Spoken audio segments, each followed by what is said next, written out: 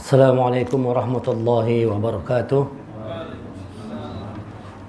Bapak-bapak, jemaah rahimakumullah, mari sama-sama kita buka pertemuan pada malam hari ini dengan membacakan basmalah.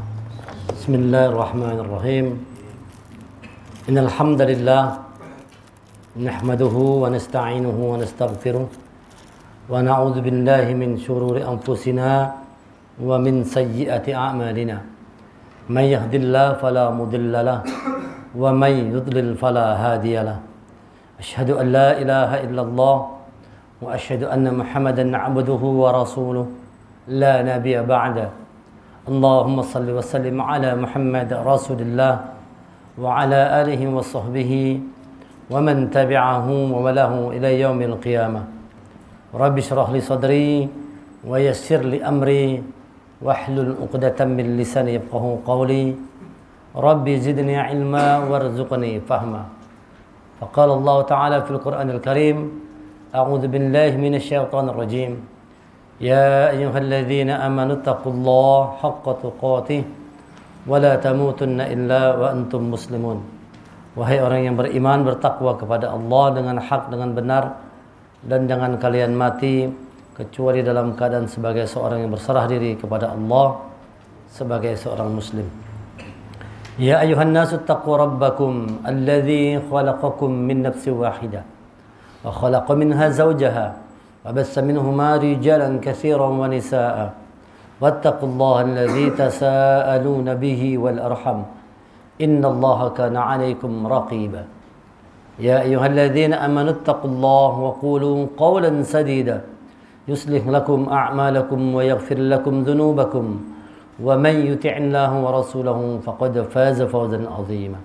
Alhamdulillah, puji syukur mari sama-sama kita haturkan kehadirat Allah Subhanahu wa taala yang telah melimpahkan begitu banyak nikmat kepada kita semua, yang kalau seandainya kita ingin menghitung nikmat Allah, niscaya kita tidak akan pernah mampu untuk menghitungnya. Wa in ta'uddu ni'matallah la tuhsuha. Kalau seandainya kalian ingin menghitung nikmat Allah, niscaya kalian tidak akan pernah mampu untuk menghitungnya. Dengan teknologi alat secanggih apapun itu dipastikan tidak ada yang mampu menghitung nikmat Allah. Saking luas dan saking banyak, tak terbatas nikmat Allah kepada kita semua. Terutama nikmat iman, nikmat Islam, kemudian kita diberi Allah hidayah, rahmat, diberi Allah keistiqomahan di dalam jalannya. Itu semua adalah nikmat yang luar biasa yang harus kita syukuri dengan cara terus berusaha untuk menjadi abdi Allah yang terbaik. Jadi tanda orang yang bersyukur itu adalah lisannya mengucapkan rasa syukur alhamdulillah, tapi dalam perbuatan dia semakin menunjukkan bahwa dirinya adalah abdi Allah yang terbaik. Jemaah rahimakumullah, malam hari ini kita ada di tanggal 27 Rajab. Nah, malam hari ini biasanya diperingati sebagai peristiwa Isra Mi'raj. Bahkan sebelum 27 Rajab sudah diperingati orang. Sebulan penuh biasanya di tempat kita ini, sebulan penuh mulai tanggal 1 Rajab tadi sampai habis Rajab itu, Saban malam ada terus yang namanya peringatan Isra dan Mi'raj. Malam hari ini akan kita kaji peristiwa Isra Mi'rajnya Rasulullah sallallahu alaihi wasallam. Satu peristiwa yang fenomena, satu peristiwa yang menggentarkan, menggoncangkan hati jiwa kita semua. Satu peristiwa yang tentunya ini menguji keimanan sahabat-sahabat di zaman Rasulullah. Dengan peristiwa ini diuji mana yang betul-betul meyakini, yang betul-betul beriman kepada Allah dan Rasulnya. Kenapa terjadi peristiwa Isra Mi'raj ini? Jadi sejarahnya diceritakan bahwa pada tahun 10 kenabian, tahun 10 kenabian atau 3 tahun menjelang Rasulullah hijrah ke Madinah, ada satu tahun yang dikenal dengan nama Amul Hazan. Artinya itu tahun kesedihan. Tahun itu dikatakan sebagai tahun kesedihan, Amul Hazan. Kenapa dikatakan tahun kesedihan? Sebab pada tahun yang sama Rasulullah kehilangan 2 orang yang paling dicintainya. Pertama, meninggal paman beliau Abu Thalib.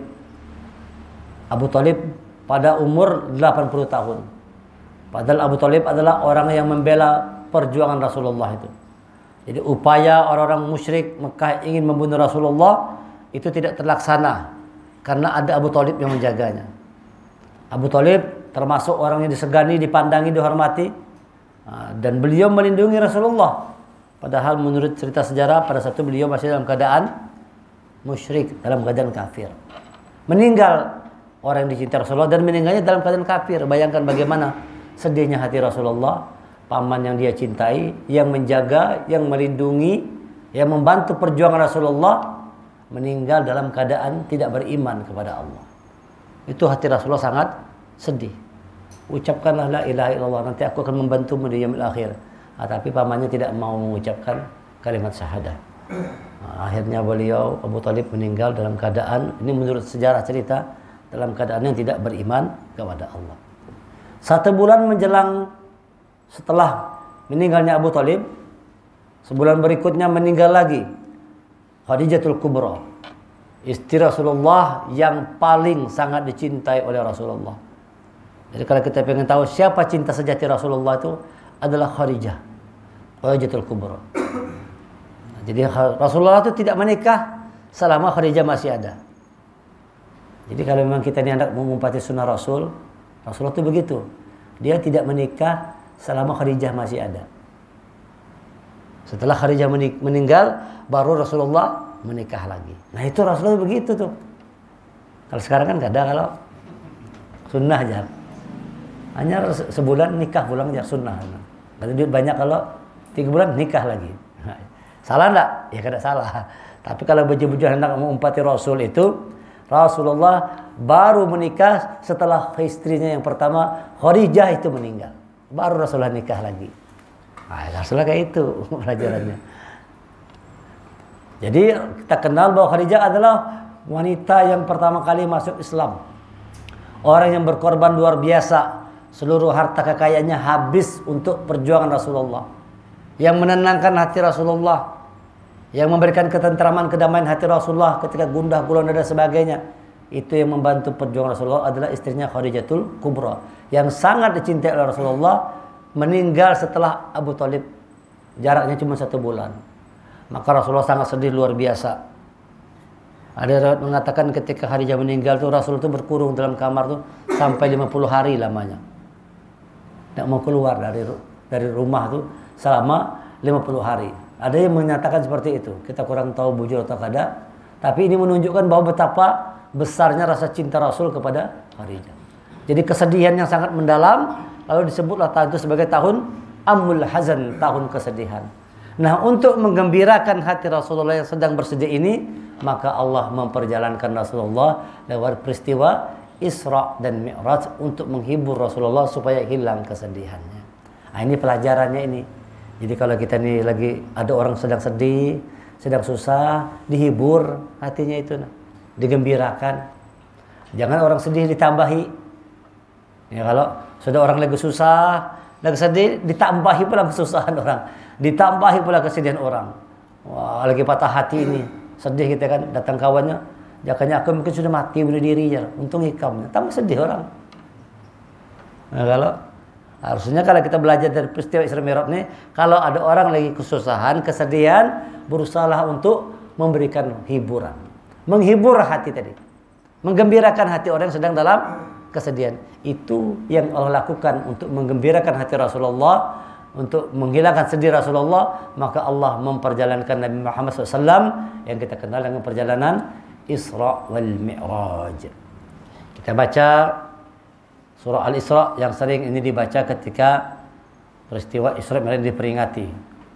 A'udzubillahi minasyaitonirrajim. Surah Al-Isra ayat yang ke-1. Surah 17. Bismillahirrahmanirrahim. Subhanalladzi asra bi'abdihi lailan minal masjidil haram ilal masjidil aqsa alladzi barakna haulahu linuriyahu min ayatina innahu huwas samiul basir. Maha suci Allah yang telah memperjalankan bi'abdihi. Lihat dia kata-katanya bi'abdihi. Maha suci Allah yang telah memperjalankan hambanya. Bi'abdihi. Tidak disebut langsung yang menjalankan asra bi Muhammad. Harusnya kan begitu kan? Subhanallazi asra bi Muhammad. Maha suci Allah yang telah memperjalankan Nabi Muhammad. Tapi Allah menggunakan kata-kata bi'abdihi. Apa nih pelajarannya nih? Artinya bahwa semua kita umat ini punya kesempatan untuk melakukan satu perjalanan yang sama sebagaimana yang dilakukan oleh Rasulullah secara hakikat, walaupun secara syariat kadang-kala. Tapi secara hakikat, secara nilai, kita umatnya juga punya kesempatan untuk dapat melakukan perjalanan Isra Mi'raj sebagaimana yang dilakukan oleh Rasulullah, namun secara hakikatnya. Bukan secara nyata yang seperti Rasulullah jalan naik ke Sidratul Muntaha, naik ke 7, kada. Kita kada mampu. Tetapi secara hakikat. Nah, ini nanti akan kita jelaskan bagaimana caranya. Bi'abdihi. Syarat untuk melakukan perjalanan itu harus memposisikan diri kita sebagai bi'abdihi, sebagai seorang abdi Allah. Bukan yang lainnya. Subhanalladzi asra bi'abdihi. Maha suci Allah yang telah memperjalankan hambanya, abdinya. Maka kita tempatkan posisi kita ini sebagai hamba Allah, sebagai abdi Allah. Di dalam dunia ini begitu kita. Kalau mau selamat hidup dunia akhirat, tempatkan posisi kita sebagai abdi Allah, hamba Allah. Mau mengalah dengan Allah tuh, mau menjalankan perintah Allah. Nah, ada kadang-kadang orang tuh kada mau melawannya. Kayak Fir'aun bahkan dirinya mengaku sebagai Tuhan. Nah, jadi persyaratan kita ini untuk asra tadi, perjalanan tadi, bi'abdihi, menempatkan diri kita posisinya sebagai seorang abdi Allah. Siapapun, walaupun kita pejabat yang tinggi, presiden kah, menteri kah, gubernur kah, tetap sama semua dalam pandangan Allah adalah abdi Allah. Asra bi'abdihi, abdinya. Mau yang kaya, yang miskin, yang pintar, yang bodoh, yang di atas, yang di bawah, yang tua, yang muda, sama. Pada prinsipnya semua merupakan abdi Allah. Kadang-kadang itu susah itu. Menempatkan posisi sebagai abdi Allah ini susah. Di bawah Allah tuh. Merasa bahwa kita ini di bawah Allah. Ada orang tuh mau di atas, kadang mau di atas. Tandanya apa? Tidak mau diatur. Tidak mau diatur kan. Hayya 'alas shalah, dipanggil Allah, kadang mau datang. Nah, ini namanya kan kadang mau tunduk sama Allah kan. Coba kalau kita kerja di kantor dipanggil bos. Dipanggil bos. Kira-kira wanita kadang datang. Gimana kira-kira? Kita kerja di satu kantor, satu perusahaan, bos manggil, "Sini." Kira-kira hari ini ada kita kada datang. Nah, kada wani kita mau kada datang dipecat bos langsung. Dengan bos aja kita kada wani. Bagaimana kalau yang memanggil itu Allah? Ayalah sholat dipanggil oleh Allah, tidak mau datang. Bayangkan ini. Nah, ini berarti orang yang tidak menempatkan posisi sebagai seorang abdinya, tidak bi'abdihi. Ada lagi orang yang melarang manggil. Allah hendak memanggil, dilarangnya. Kecilkan suaranya jar, halusakan suaranya jar. Nanti banget lagi nih. Ini lebih banget lagi nih. Jadi pas bola kita suara kita jangan dikecilkan, tambah digancangi. Ya kalau malu di kelas Imam Gusti jar ulun bilang sama pengurus jangan digimitakan kena bulan puasa, tambah kencang lagi suaranya. Tambah speaker, semakin itu semakin banyak speakernya, kencangnya suaranya. Karena yang tidak suka dengan suara azan itu berarti dia bukan orang beriman berarti. Ya kan, kalau dengan suara azan yang lari itu ke kami itu kan setan. Kalau tekannya kencing setan lari dengan suara azan. Long balong tekan kami setan lari. Nah, berarti kalau dia kada suka dengan suara azan nih sama dengan setan sama. Naudzubillah. Ini orang-orang yang tidak menempatkan diri sebagai seorang abdi Allah. Kita tempatkan posisi kita ini sebagai abdi Allah. Subhanalladzi asra bi 'abdihi lailan. Perjalanan Isra itu dilakukan pada malam hari. Ini ada perjalanannya, ada pelajarannya. Kenapa perjalanan itu dilakukan malam hari? Peristiwa Isra Mi'raj itu sangat syarat dengan pelajaran. Kenapa perjalanan Isra Mi'raj tidak siang hari? Coba kira-kira kita berpikir, kenapa bukan siang hari? Bi'abdihi nahara, siang hari. Tidak, tapi bi'abdihi lailan. Dilakukan perjalanan itu pada malam hari. Biasanya kita ini kalau berjalan siang hari itu bisa tidak sampai ke tempat tujuan. Kenapa ulun katakan begitu? Karena banyak yang dilihat. Oh, mata gini kan. Tadi mau ke sana. Oh, tadi banyak yang dilihat. Kada jadi ke sana. Belok-belok tadi. Tadi mau ke masjid, kalau ketemu kawan berbelok kada jadi. Tidak, berbelok kalau ketemu bebinian kada jadi, berbelok jalannya. Padahal tadi sudah naik motor hendak ke masjid, ada binian bungas, nah berbelok motor. Nah kalau siang hari bisa begitu. Kalau siang hari itu mata kita lebih aktif. Mata ini pada siang hari lebih aktif. Tapi pada malam hari suasana sunyi, senyap, gelap, apa yang aktif? Telinga kita aktif. Itu artinya makanya Allah katakan sami'un, telinga. Jadi perjalanan Isra ini dalam rangka mengaktifkan pendengaran kita ini, diaktifkan. Itu maksudnya kenapa harus malam hari, supaya lebih aktif pendengaran kita ini.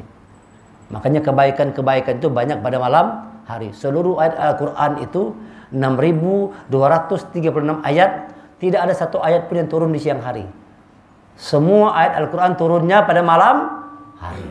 Nuzulul Quran, malam hari turun Quran tuh. Turunnya pada malam Lailatul Qadar. Turunnya pada malam bulan Syahrul Ramadan allazi unzila fi malam Ramadan. Di tanggal 17 Ramadan nuzulul Quran, turunlah wahyu Allah Al-Quran. Turunnya pada malam hari. Tidak diturunkan kepada siang. Kenapa? Supaya telinga kita aktif mendengarkan ayat-ayat Allah itu. Malam hari itu pendengaran kita lebih tajam. Maka kalau kita bangun malam, misalnya yang menghafal Quran, itu cepat hafal Quran kalau rajin bangun malam. Rajin bangun malam, murojaah, dibaca dalam sholat tahajud, witir, itu hafalan kita cepat dapatnya. Lengket hafalan tadi. Kenapa? Suasana malam itu aktif telinganya. Karena telinga itu dia nyambung langsung ke hati. Kalau mata ini ke otak, apa yang kita lihat masuk ke kepala kita kan gitu kan. Wah, tapi kalau kita dengar tembusnya ke dalam hati kita. Makanya aktifkanlah pendengaran kita. Jadi peristiwa Isra ini mengajarkan kepada kita untuk mengaktifkan fungsi daripada pendengaran kita ini. Dari mana jalannya? Minal Masjidil Haram ilal Masjidil Aqsa. Lihat perjalanan itu dari masjid ke masjid. Minal masjid ilal masjid. Perjalanan Isra itu dari masjid ke masjid. Tadi dari rumah ke masjid, balik lagi jalan. Minal masjid, Masjidil Haram, ilal Masjidil Aqsa. Perjalanan itu dari masjid ke masjid. Sujud, artinya ini kita pun dimanapun berada, namanya masjid tempat sujud. Maka dimanapun posisi kita harus senantiasa dalam keadaan sujud. Maksudnya hati kita tunduk kepada Allah. Yang di kantor jadikan masjid, tunduk hatinya kepada Allah di sana. Yang di pasar berjualan, tunduk hatinya kepada Allah. Yang berdagang, yang pengusaha, yang petani, yang pejabat, yang tentara, yang polisi, semuanya sujud, tunduk, patuh kepada Allah. Minal masjid ilal masjid. Dari posisi ketundukan kepada Allah, tetap sampai kapanpun tunduk kepada Allah. Kalau seandainya semuanya begitu, aman negeri ini. Kalau semua orang itu sujud, tunduk, patuh kepada Allah, aman negeri ini. Kadang ada perang-perang, ribut-ribut, mau perang-perang, ada. Coba kita perhatikan orang mau perang Rusia apa segala macam. Itu soal apa tuh? Kenapa mau perang? Karena tidak sujud aja kepada Allah. Kurang mau sujud kepada Allah. Semua masing-masing ego kan. Ingin menunjukkan eksistensi diri. Ujar Rusia nih, kami ini yang paling hebat. Paling berkuasa. Ujar orang Amerika, kami. Amerika kan dia berkeroyok. Memang keroyok terus dengan NATO-nya kan. Ngeroyok rame-rame. Ini musuh orang kan kedua nih, ini berbawaan ayo keroyok rame-rame Rusia aja NATO itu kan. Itu main keroyok terus Amerika. Kalau sendiri kada waninya sama Rusia. Keroyokan waninya. Kenapa demikian terjadi? Itu karena kurang mau sujud kepada Allah. Eksistensi diri itu mau menunjukkan bahwa kami ini yang paling berkuasa. Kami adalah negara superpower. Kan begitu bahasanya. Maka kata Allah, perjalanan Isra Mi'raj harus dari masjid masjid. Maka kalau perjalanan itu dari masjid ke masjid, apa kata Allah? Alladzi barakna haulau, maka kami berkahi di seputarnya itu. Jadi kalau perjalanan itu dari masjid ke masjid, dari masjid ke satu, masjid lain, maka di antaranya itu berkah semua. Kalau kita contohkan di Mekah, dari Mekah perjalanan ke Yerusalem, Masjidil Aqsa, itu seputarannya itu, seputaran negara-negara Jazirah Arab sana itu, Yaman, Oman, Saudi Arabia, Qatar, Mesir, Dubai, itu adalah negara-negara yang dikenal dengan minyaknya yang hebat. Barakna haulau, berkah di seputarnya itu. Jadi di seputar Ka'bah, di antara Baitullah dan Palestina itu, di seputarnya itu, negeri-negeri Jazirah Arab itu adalah negeri-negeri yang kaya dengan minyak. Kaya minyak semua itu. Wadah kita kayak minyak juga. Minyak goreng habis minyak goreng. Padahal kita ini negara sawit paling banyak, di mana-mana hutan sawit. Kalau wah sawit di mana-mana, habis minyaknya Pak Haji Master. Langka minyak sawit wajah ini. Minyak, wah kemana larinya minyak tuh? Padahal negeri kita ini luar biasa. Sawit di mana hampir hutan kita jadi sawit seberataan. Ya kalau habis hutannya sudah. Anak menukar gitu nggak benar sawit. Kalau ditanya kenapa bisa begitu tuh? Banyak kelangkaan minyak inilah, gempa di Padang lah, banjir lah, tanah longsor lah, tsunami. Itu penyebab semua karena manusia ini tidak mau sujud kepada Allah. Coba kalau sujud semua tuh, penuh masjid semua, janji Allah pasti benar. Barakna haulau, kami berkahi di sekitarnya itu. Masya Allah. Coba kalau seandainya orang sholat di mana-mana, sujud di mana-mana, masjid penuh, musola penuh, masya Allah, berkah di mana-mana. Di mana membuktikannya berkah di mana-mana itu? Nanti bulan puasa, lihat. Tuh kalau kita mau tahu berkah tuh di mana paling banyak berkah, coba tengok kalau bulan puasa Ramadan, berkah kada? Masya Allah, melimpah ruah rezeki dari langit, dari mana-mana, berkah luar biasa, nikmat yang sangat luar biasa. Makanya kita menunggu-nunggu nih, kita menunggu-nunggu datangnya bulan Ramadan. Allah membarik lana fi Sya'ban wa Rajab wa balighna Ramadan. Ya Allah berkahi kami bulan Rajab, bulan Sya'ban, dan pertemukan kami dengan Ramadan. Nah, orang beriman menunggu, berharap bertemu dengan Ramadan. Kenapa? Itu Ramadan bulan yang penuh dengan keberkahan. Barakna haulahu. Berkah di mana-mana. Kenapa berkah? Pada saat bulan itu orang meningkat imannya. Nah, pada saat itu meningkat amal ibadah orang. Karena iman meningkat, amal meningkat, maka berkah semakin besar. Cuman itu kalau dipertahankan lawas-lawas, sebulan aja kayak itu. Itu masalahnya. Jangan itu jadi kebiasaan terus-menerus seperti Ramadan. Kita buat setiap bulan adalah nilainya Ramadan, maka berkah itu tidak pernah berhenti. Barakna haulahu, sebagaimana Jazirah Arab tuh berkah. Minyaknya tidak mau habis tuh. Minyaknya Jazirah Arab tuh kada mau habis. Betul kada? Sampai bayar ini tuh. Dan sumber minyak bumi yang paling terbaik, top nomor 1 dunia adalah Saudi Arabia. Sumber dekat Baitullah itulah minyak yang paling hebat. Itu pasti ada kaitannya. Kenapa? Tempat itu tempat yang diberkahi. Secara zahir begitu. Tempat yang diberkahi. Kenapa tempat itu diberkahi? Karena di dua kota itu turun Al-Quran. Kenapa diberkahi? Karena di dua kota itu, Makkah, Madinah, orang saban hari baca Quran, orang saban hari sholat. Masya Allah. Ibadah itu terjaga semua. Lalu itu menghadirkan keberkahan. Kalau seandainya Indonesia ini semua masyarakatnya baca Quran, semua masyarakatnya sholat, Masya Allah berkah Indonesia ini. Kada yang busung lapar, kelaparan, kesusahan, minyak langka, apa segala macam. Tidak ada. Tidak ada kalau seandainya semua umat Islamnya aja. Orang kafir biar aja kan. Kalau seandainya seluruh umat Islam itu dalam keadaan sujud kepada Allah, sholatnya dijaga, Qurannya dibaca, diamalkan, berkah turun dari langit dan dari bumi. Ini janji Allah kan. Walau an ahlal qura amanu wattaqwa la fatahna alaihim barakatin minas sama'i wal ard. Kalau seandainya penduduk satu negeri itu beriman, bertakwa kepada Allah, niscaya kami turunkan berkah dari langit, berkah dari bumi. Berkah. Perjalanan Rasulullah itu diberkahi. Masya Allah, berlimpah dengan kebaikan. Alladzi barakna haulahu. Minal masjidil aqsa, minal masjidil haram, idal masjidil aqsa, alladzi barakna haulahu. Dari Masjidil Haram ke Masjidil Aqsa, dan kami berkahi sekelilingnya. Masya Allah. Kalau kita hobinya begitu tuh, sekeliling kita berkah. Suami sholat terus, ibu sholat terus, abah sholat terus dijaga, anaknya sholat, berkah seputarnya, kelilingnya. Masya Allah.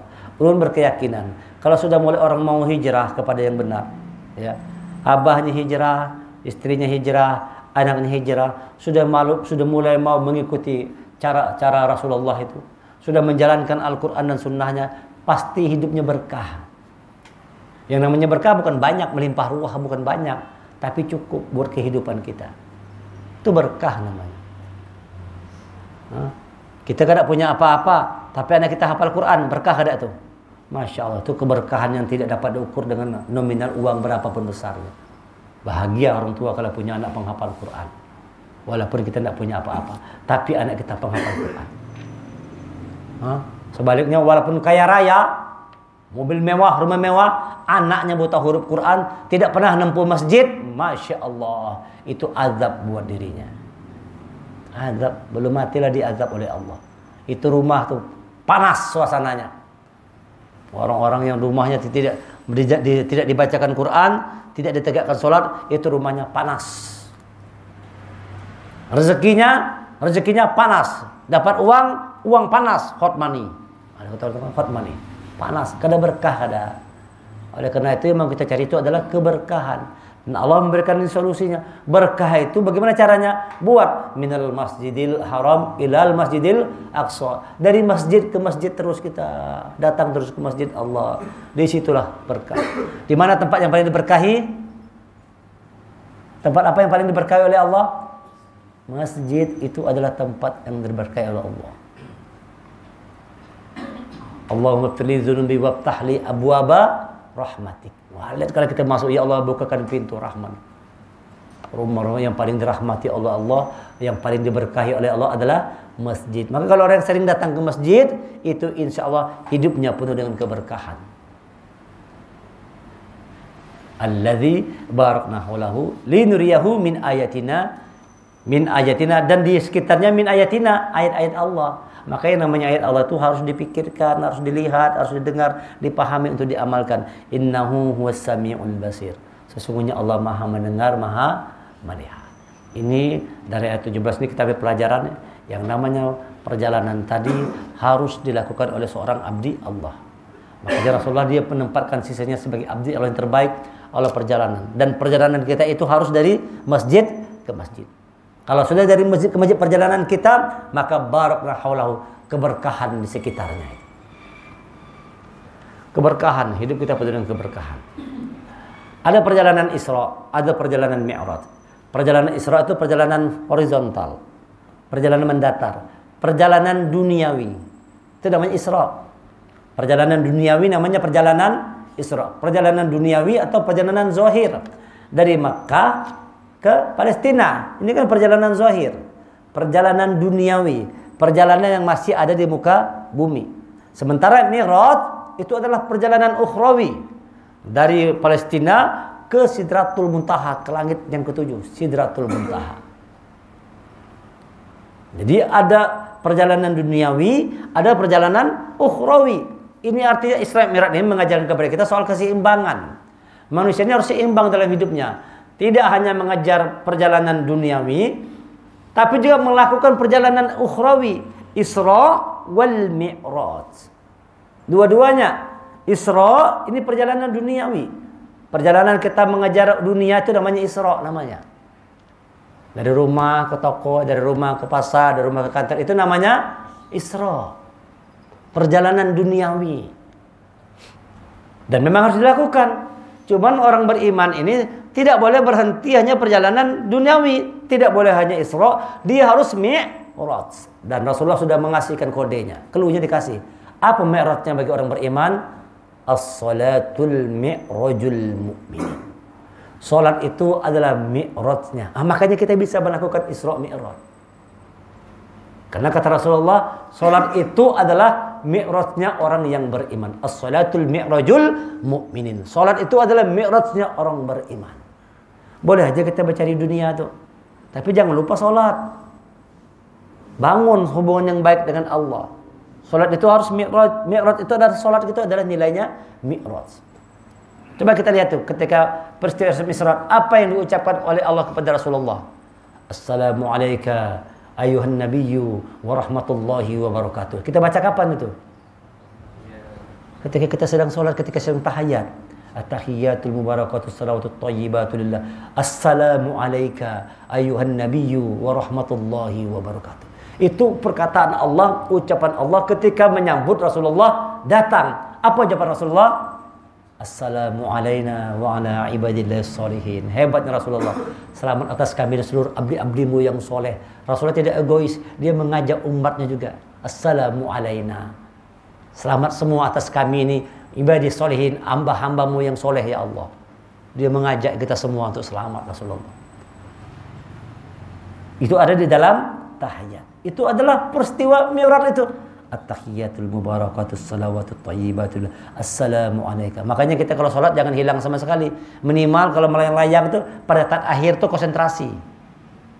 Karena itu adalah Mi'rajnya di situ. Itu karena ucapan perkataan Allah kepada Rasulullah. Assalamu alayka ayyuhan nabiyyu wa rahmatullahi wa barakatuh. Assalamu alayna wa ala ibadillahis shalihin. Asyhadu an la ilaha illallah wa asyhadu anna Muhammadar Rasulullah. Lalu kita bersyahadah menguatkan itu. Salat itu adalah mi'rajnya orang beriman. Makanya kita harus Isra dan Mi'raj, dunia dan akhirat. Boleh ngejar dunia tapi jangan lupa akhiratnya.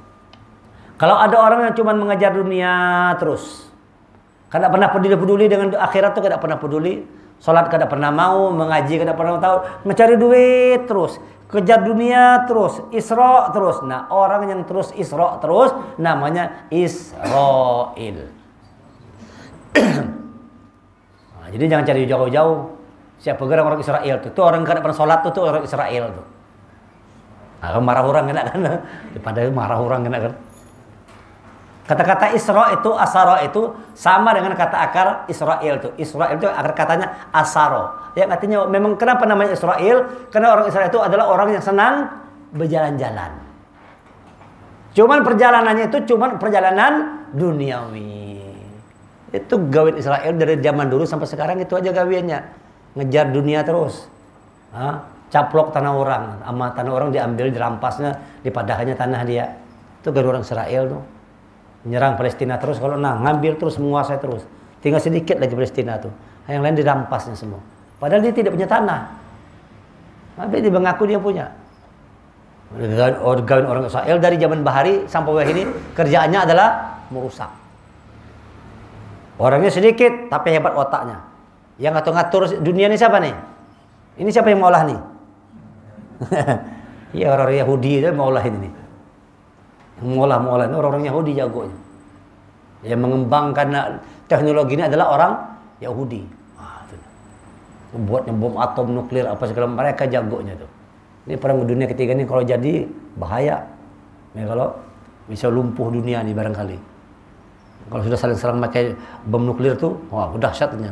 Kalau dijatuhkan ke Jakarta di Tugu Monas, Jabodetabek habis semua. Rata semua Jabodetabek tuh dengan satu bom nuklir tuh. Ngeri dahsyat tuh. Kalau bujur perang besar terjadi. Habis. Akhirnya sudah orang kada pakai teknologi dah. Satu saat berperang nanti zaman Imam Mahdi pakai tombak aja. Pakai tombak, pakai panah, pakai semua. Teknologi habis semua sudah, hancur dalam perang dunia ketiga ini. Kalau memang itu terjadi nih. Perang antara intinya kan antara Amerika ini dengan Rusia. Ukraina itu aja kan. Makanya marah Rusia karena di situ Amerika masuk situ. Mereka lawan nih, kami bela, kami dukung aja. Amerika, tapi cuman hebat Amerika ini dia seorang kan gak ada maunya. Ayo kita merame aja, meraban. Dia ajak aja orang-orang. Dia ajak. Nah, jadi hati-hati, jangan cuman melakukan perjalanan Isra, tapi harus diiringi dengan perjalanan Mi'raj. Nah, kalau cuman Isra namanya Israil. Jangan sampai kita menjadi Bani Israil, kerjakan sholat. Jamaah sholat bagaimana yang bernilai Mi'raj ini? Nah, itu sekarang pertanyaannya. Apakah kalau kita sudah sholat itu sudah bernilai Mi'raj? Belum tentu. Belum tentu. Sholat bagaimana yang bernilai Mi'raj adalah orang yang mampu sholat dengan khusyuk. Sholat khusyuk itulah sholat yang bernilai Mi'raj tadi. Qad aflahal mu'minun alladzina hum fi sholatihim khashi'un. Beruntung orang beriman, yaitu orang yang khusyuk di dalam sholatnya. Jadi sholat yang bernilai Mi'raj itu adalah orang yang mampu mengerjakan sholat dalam keadaan khusyuk. Siapa orangnya khusyuk ini? Wasta'inu bis-sabri was-shalah wa innaha lakabiratun illa 'alal khashi'in. Minta tolonglah kepada Allah dengan sabar dan sholat. Sesungguhnya itu sangat berat. Wa innaha lakabiratun illa 'alal khashi'in. Berat, sholat itu berat kecuali bagi orang yang khusyuk. Lalu Allah jelaskan lagi. Siapa yang khusyuk itu? Alladzina yadhunnuna annahum mulaqu rabbihim Wa innahum ilaihi rajiun, yaitu orang-orang yang menyangka bahwa dia mulaqu rabbihim. Mulaqu rabbihim itu artinya bertemu dengan Rabbnya Allah. Waktu Isra Mi'raj Rasulullah bertemu siapa? Bertemu Allah. Malaikat tak mampu bertemu Allah langsung. Rasulullah, aku sampai sini aja kata malaikat. Selanjutnya Rasulullah sendiri langsung bertemu dengan Allah. Nah, orang yang salat khusyuk itu dalam salatnya dia bertemu Allah. Karena dalam salatnya dia mampu bertemu Allah, berarti dia sampai pada tahap Mi'raj. Karena Mi'raj itu Rasulullah bertemu dengan Allah. Bukan bertemu dengan dagangan, bukan bertemu dengan anak bini, bukan bertemu dengan pekerjaan, bukan bertemu dengan dunia, tapi bertemu dengan Allah ketika Isra Mi'raj. Maka kalau salat itu bernilai Mi'raj kata Rasulullah, dia akan Mi'raj nilainya apabila dalam salat kita mampu bertemu dengan Allah di dalam sholat. Jadi dalam sholat kita ketemu siapa tadi? Oh, ketemu siapa dalam sholat tadi? Aduh, kredit rumah belum bayar lagi nah. Waduh, mobil belum lunas nah. Aduh, air listrik belum bayar kayak apa? Nah, kemana-mana pikiran kita, melayang kemana-mana, kemana-mana. Kadang ketemu sama Allah aja. Ya, ketemu entah apa-apa. Hilang dompet ketemu dalam sholat. Tadi, oh iya dalam lemari lah. Dalam tadi lupa, kalau pas sholat ingatnya, wih dalam lemari rasanya dompet tadi. Ketemu dompet dalam sholat. Yang begini ini namanya orang yang tidak bernilai mi'raj sholatnya itu. Itu sebabnya peristiwa Isra Mi'raj itu yang didapat oleh Rasulullah, oleh-olehnya hadiahnya adalah sholat 5 waktu. Itu hadiahnya. Bayangkan kalau seandainya tidak ada sholat, bagaimana keadaan umat Islam nih?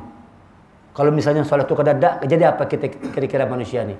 Na'udzubillah. Sedangkan sudah sholat aja masih kacau balau, kalau apalagi kada sholat. Bayangkan kalau seandainya tidak ada perintah sholat itu, kita bisa membayangkan bagaimana manusia di hidupnya. Antuk tarus tuh bang, tidak peduli ampun orang, ada bini orang, bini kita aja, nah main tangkap aja sudah, ngeri kita. Punya orang, punya kita, ambil rampas saja. Begitu terjadi kalau seandainya tidak ada sholat itu. Maka sholat ini adalah kunci kemenangan. Kunci kemenangan, kunci ketenangan, dia adalah solusi terhadap seluruh masalah. Makanya kalau bangsa ini semuanya sholat, Islamnya, Masya Allah, tentram, damai, bahagia negeri kita ini. Kalau seandainya seluruhnya dalam keadaan sholat. Nah, jadi namanya sholat Mi'raj itu adalah sholat khusyuk, mampu menghadirkan Allah. Apa tanda hal itu hadir? Orang itu mampu mencegah dirinya dari perbuatan keji dan mungkar. Inna sholata tanha 'anil fahsya wal munkar. Sesungguhnya sholat itu mencegah perbuatan keji dan mungkar. Kalau orang sudah benar-benar mi'raj sholatnya, dia pasti menghindari segala perbuatan keji dan mungkar. Sholatnya akan menghadirkan kebaikan. Sholatnya akan menghadirkan keberkahan. Sholatnya akan menghadirkan kebergunaan.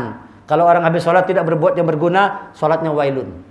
Fawailul lil musallin. Celaka orang yang salat. Allazina hum an salatihim sahun, yaitu orang yang lalai dalam salatnya. Allazina hum yuraun, yaitu orang-orang yang riya.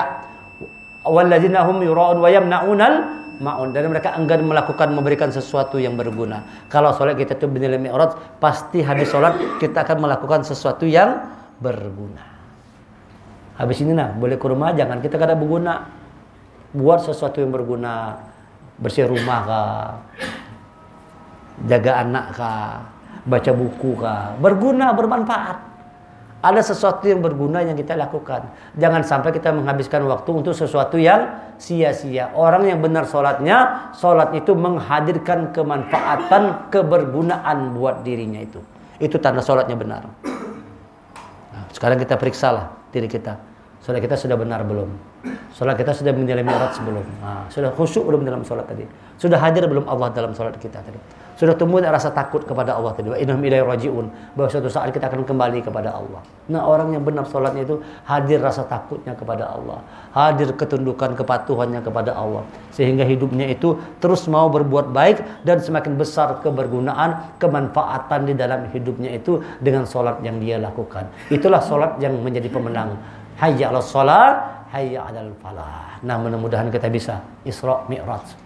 Isra urusan dunia, Mi'raj urusan akhirat. Kejar dunia boleh, tapi jangan lupakan urusan akhiratnya. Zahirnya diurus, batinnya juga diurus. Dunia boleh dikejar, sholat jangan sampai ditinggalkan. Jadikan momentum Isra Mi'raj besok hari jadikan kesempatan momentum itu untuk kita memperbaiki kualitas sholat yang kita kerjakan, terutama sholat 5 waktu. Terima kasih segala perhatian, mohon maaf segala kekurangan.